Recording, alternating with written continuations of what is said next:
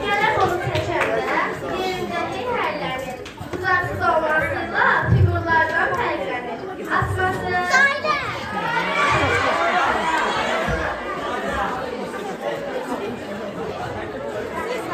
Bu sözdə 4 hərif var, 2 hərfi sahibdir.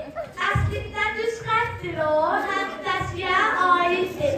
Hərflərin yerini dəyişə bilsən əgər, Afrikada bir ölkə, Amerikada şəhər, adlarını alarsan, salsan razı qalaram.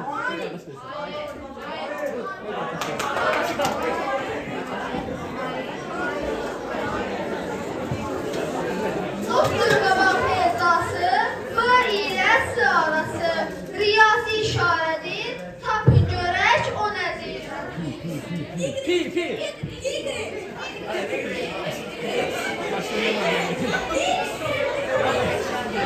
Tapa bilmədim, bir daha təşkaqlayıram.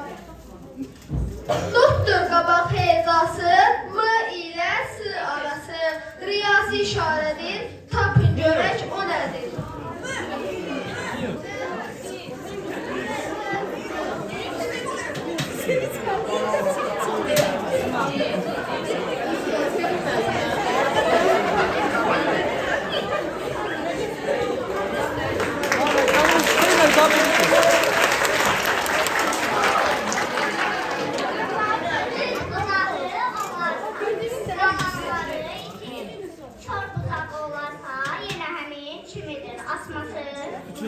Uçuda.